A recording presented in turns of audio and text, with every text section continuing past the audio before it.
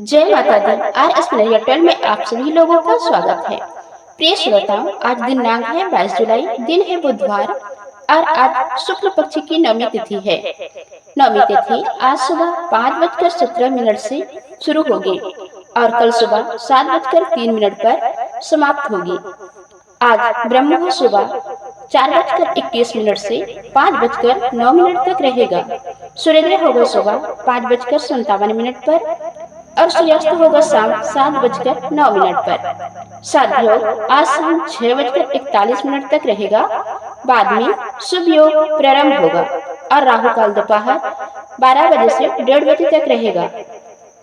माँ मातंगी देवी 10 महाविद्याओं में से 9वीं देवी है और देवी सरस्वती के समान ही देवी मातंगी भी भाषण, संगीत, ज्ञान, अंततः कलाओं का नियंत्रण करती है। इसलिए देवी मातंगी को तांत्रिक सरस्वती के नाम से भी जाना जाता है। देवी मातंगी श्रीकुल से संबंधित है। 10 महाविद्याओं को 2 श्रीकुल और काली कुल में वर्गीकृत किया गया है। मातंगी देवी सौम्य स्वभाव वाली है और इनकी कृपा से भक्तों को वाक सिद्धि प्राप्त होती है। हिंदी पंचांग के अनुसार वैशाख मास के शुक्ल पक्ष की तृतीय तिथि पर देवी मातंगी का प्राकट्य हुआ था, इसलिए इस दिन को मातंगी जयंती के रूप में मनाया जाता है। देवी मातंगी को राज मातंगी, सुमुखी मातंगी, उच्छिष्ट मातंगी, वैश्य मातंगी तथा कर्ण मातंगी आदि रूपों में भी पूजा जाता है। रति, प्रीति, मनोभाव, क्रिया, सुधार, अनंग कुसुम, अनंग मदन और मदलसा ये देवी मातंगी की 8 शक्तियां हैं। देवी मातंगी की पूजा अर्चना और साधना करने वाले व्यक्ति उत्तम गृहस्थ जीवन और ललित कलाओं में सिद्धि प्राप्त करता है। साधक की वाणी में दिव्य तेज और प्रभाव उत्पन्न हो जाता है और गुण विष्णु के रहस्य भी सरलता से ज्ञात हो जाता है। देवी मातंगी की कृपा से मूल व्यक्ति भी बुद्धिमान हो जाता है। साधक संगीत आदि विधाओं में सिद्धि और वाक सिद्धि प्राप्त करने के लिए देवी मातंगी की साधना और आराधना करते हैं।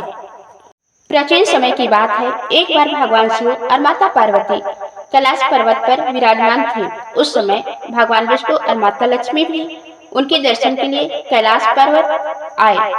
माता लक्ष्मी अपने साथ अनेक प्रकार के स्वादिष्ट और दिव्य भोजन लेकर आए थे। भगवान शिव और माता पार्वती ने भगवान विष्णु और माता लक्ष्मी का स्वागत किया। सभी देवता आपस में बातचीत करने लगे। कुछ समय बाद भोजन का आयोजन हुआ। सभी देवताओं ने भोजन किया। भोजन के बाद जो अन्न बच गया उसे माता पार्वती ने अत्यंत प्रेम और श्रद्धा से ग्रहण किया। माता पार्वती के भीतर करुणा और मातृत्व का अथाह सागर था। उन्होंने अनुभव किया कि संसार में मनुष्य अपनी बनाई हुई सीमाओं में बंधकर वस्तुओं को शुद्ध और अशुद्ध मानता है, परंतु परम शक्ति के लिए संसार की हर वस्तु में दिव्यता विद्यमान है। माता पार्वती ने अपने भीतर से एक अद्भुत शक्ति को प्रकट किया। वह शक्ति हरे वर्ण की अत्यंत सुंदर और तेजस्वी थी। उनके हाथों में वीणा थी, उनके मुख पर दिव्य मुस्कान थी और उनके चारों ओर संगीत तथा ज्ञान का प्रकाश फैल रहा था। माता पार्वती ने कहा, हे देवी, तुम संसार में वाणी, संगीत, कला और ज्ञान की शक्ति का प्रसार करो।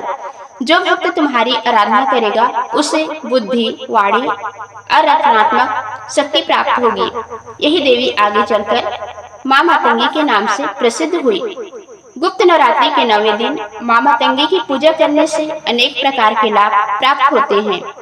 भक्तों की मान्यता है कि माँ की आराधना से बुद्धि और ज्ञान की वृद्धि होती है, वाणी में मधुरता आती है, पढ़ाई में एकाग्रता बढ़ती है, संगीत और कला में सफलता मिलती है, लेखन और रचनात्मकता कम होती है, व्यक्ति अपनी बात प्रभावशाली ढंग से कह सकता है, आत्मविश्वास मजबूत होता है, घर में ज्ञान और सकारात्मक ऊर्जा का वातावरण बनता है। अब आइए इसकी पूजा विधि के बारे में जानते हैं। गुप्त नवरात्रि के 9वें दिन सुबह स्नान करके स्वच्छ वस्त्र धारण करें। पूजा स्थान को साफ करें। माँ मातंगी की तस्वीर या प्रतिमा स्थापित करें। इसके बाद माँ को हरे रंग के फूल, फल और नैवेद्य अर्पित करें। माँ को हरा रंग विशेष प्रिय माना जाता है। फिर दीपक जलाकर माँ का ध्यान करें और कहें, हे माँ मातंगी, हे वाणी और विद्या की देवी, मेरे जीवन से अज्ञान का अंधकार दूर करें, मेरी बुद्धि को निर्मल करें, मेरे वाणी को मधुर बनाए और मुझे सत्य के मार्ग पर चलने की प्रेरणा दे। इसके बाद माँ का मंत्र जपे, ओम ह्रीं ऐं श्रीं पतंगे नमः। मंत्र का जाप श्रद्धा और उचित मार्गदर्शन के साथ करना चाहिए। साधारण भक्त माँ का नाम स्मरण और स्तुति भी कर सकते हैं। माँ मातंगी का सबसे बड़ा संदेश है कि हमें किसी भी व्यक्ति को उसके बाहरी रूप, सामाजिक स्थिति या परिस्थितियों के आधार पर छोटा नहीं समझना चाहिए। माँ मातंगी हमें बताते हैं कि ज्ञान वहीं से मिल सकता है जहां हम उसकी कल्पना भी नहीं करते। जीवन में कई बार हमें किसी व्यक्ति, परिस्थिति या वस्तु को महत्वहीन समझ लेते हैं, लेकिन उसी में हमारे लिए कोई बड़ी सीख छिपी हो सकती है। माँ मातंगी हमें वाणी या सही उपयोग करना भी सिखाती है। हमें झूठ, अपमान, निंदा और कठोर शब्दों से बचना चाहिए, क्योंकि वाणी में सृजन की शक्ति भी है और विनाश की शक्ति भी। एक मधुर शब्द किसी दुखी व्यक्ति के जीवन में आशा भर सकता है। एक प्रेरणादायक वचन किसी भी व्यक्ति को सफलता की राह पर ले जा सकता है। इसलिए माँ मातंगी की कृपा पाने के लिए अपनी वाणी को पवित्र रखना अत्यंत आवश्यक है। जो भक्त गुप्त नवरात्रि के 9वें दिन श्रद्धा से माँ मातंगी की कथा सुनता या पढ़ता है, माँ उसकी बुद्धि और वाणी पर कृपा करती है। उसके जीवन में ज्ञान का प्रकाश बढ़ता है, विद्यार्थी को पढ़ाई में सफलता मिलती है, कलाकारों को अपनी कला में उन्नति प्राप्त होती है, वक्ताओं और लेखकों को अपनी प्रतिभा निखारने का अवसर मिलता है। माँ मातंगी अपने भक्तों को यह वरदान देती है कि वे अपनी प्रतिभा का सही उपयोग करें और अपनी वाणी से संसार में प्रेम, ज्ञान और सकारात्मकता फैलाएं। अंत में भक्त को माँ से प्रार्थना करनी चाहिए, हे माँ मातंगी, आप ज्ञान की ज्योति हैं, आप वाणी की शक्ति हैं, आप संगीत और कला की अधिष्ठात्री हैं।